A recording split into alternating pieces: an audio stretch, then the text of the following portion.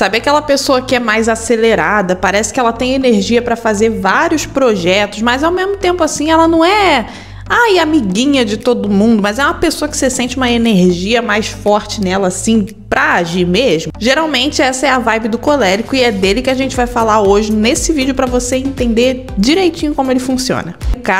Hoje a gente vai falar de um jeito bem facinho de entender como é esse temperamento. Então, se você já gostou dessa ideia, deixa o seu like, se inscreve aqui no canal, porque eu sei que tem muita gente que assiste e a gente não se inscreve nunca, mas é bom você ser inscrito, que aí você pode ativar o sininho das notificações e receber todas as vezes que a gente postar um conteúdo novo por aqui. O colérico, enquanto o mundo tá em caos, parece que ele se sente no controle de tudo ali, conseguindo dominar, gerenciando.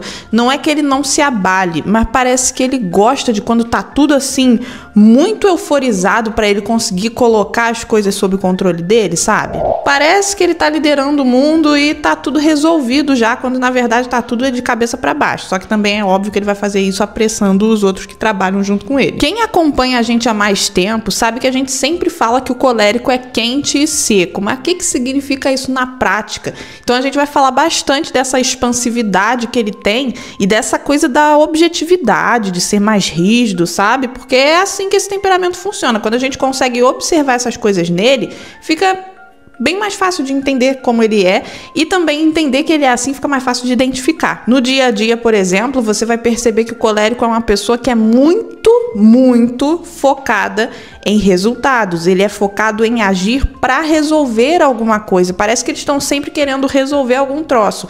Não é que outras pessoas de outros temperamentos não possam desenvolver essa característica, só que no colérico isso é muito forte, é muito marcante deles mesmos, assim, você vê, é a pessoa que parece que tá sempre querendo focar, agir e resolver um problema. O mais engraçado é que às vezes parece que eles querem criar um problema para poder ir atrás de uma solução para aquele problema. Eles detestam enrolação, mas é tipo, não é só detestar enrolação, igual eu vejo pessoas de outros temperamentos falando, eu também não gosto de enrolação.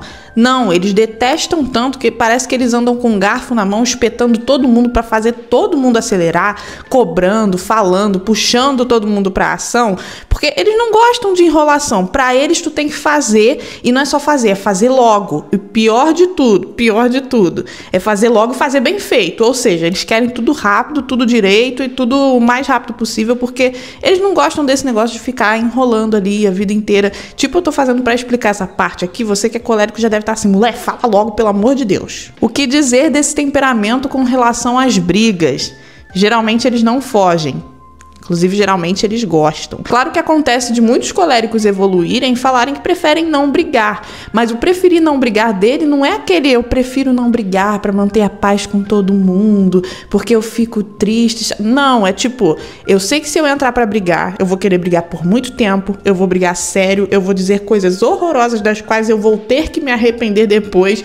A pessoa vai ficar chateada e vai me dar tanto trabalho para desfazer toda a encarnação do meu ódio, que eu prefiro não entrar na briga, entendeu? É mais ou menos desse jeito aqui. Então não é aquela coisa, eu prefiro não brigar porque eu gosto muito de paz e amor. É eu prefiro não brigar porque eu sei até onde eu vou se eu começar. É exatamente isso. Até na comunicação deles a gente percebe que eles gostam de uma boa discussão. Por quê? Não é que eles queiram brigar com todo mundo o tempo todo, mas em alguns casos eles veem que é assim que as coisas se resolvem. Então, por exemplo, num relacionamento, eu tenho que discutir com a pessoa sobre uma atitude que ela teve, porque assim eu vou expressar meu ponto de vista, a pessoa vai expressar o dela e em algum momento a gente vai chegar num comum acordo, ou eu vou entendê-la se ela tiver argumentos muito bons, né? Que colérico é meio assim, só me convence se tiver argumento muito bom. Então são pessoas que acabam enxergando que a vida ela acontece se você tiver essas atitudes mais intensas assim, de cobrar, de ir atrás, de fazer acontecer. Então eles têm essa característica muito presente neles, inclusive essa questão da argumentação, de gostar de uma discussão, né?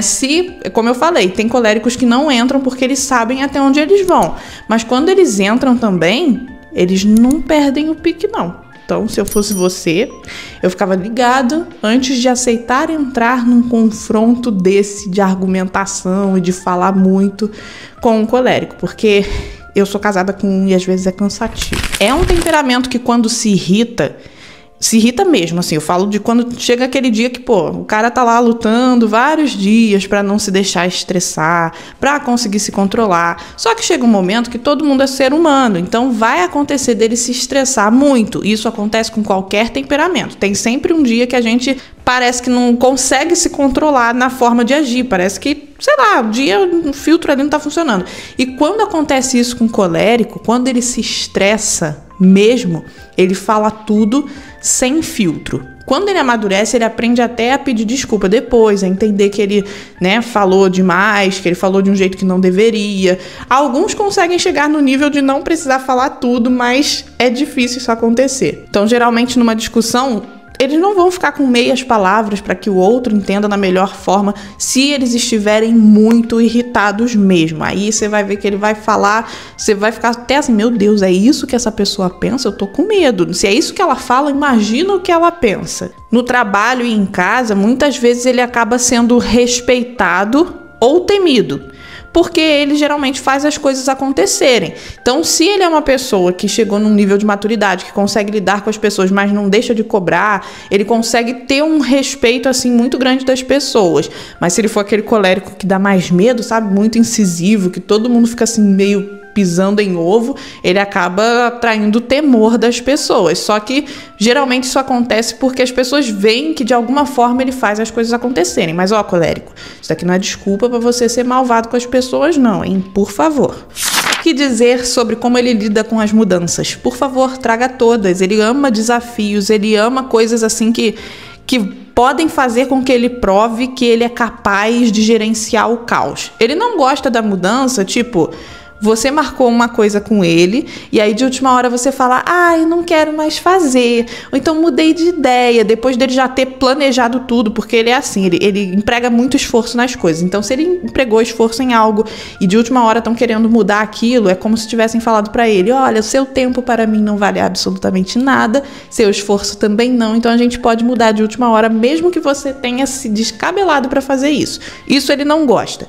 Mas mudanças assim, tipo, imprevistos na rotina, coisas novas no trabalho, a implementação de um troço novo lá que ninguém nunca viu e agora todo mundo vai ter que aprender do zero, o colérico ama, porque ele gosta de desafio, ele gosta de mostrar para as pessoas que ele consegue fazer. E às vezes nem só mostrar para as pessoas, ou às vezes nem mostrar para as pessoas, mas para ele mesmo.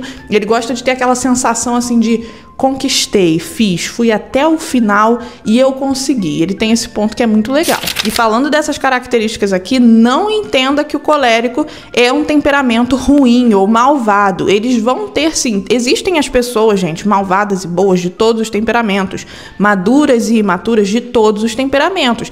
Quando o colérico é imaturo, ele acaba sendo, sim, muito difícil de lidar, porque ele é muito cabeça dura, uma pessoa teimosa, que não gosta de escutar o ponto de vista do outro, que acaba sendo difícil. Para evitar confusão, a gente já sabe que vai ser uma pessoa explosiva, então a gente acaba querendo não conversar e não resolver as coisas. Eu sei que isso é muito difícil mesmo, mas isso é relacionado à imaturidade do colérico, porque quando ele é uma pessoa madura, ele consegue conversar, ele consegue expor seu ponto de vista sem ofender o outro, ele consegue esperar uma explicação do ponto de vista da outra pessoa, ele já sabe da tendência dele de achar que ele tá mais certo do que os outros, então ao invés dele lutar por isso, porque ele sabe que é uma tendência interna que ele tem, em vez dele numa discussão querer ficar provando que ele tá certo, ele aprende a fazer uma reflexão sobre aquilo que foi dito a ele, para ele poder entender onde ele pode melhorar. Ser colérico não é causa perdida, tá?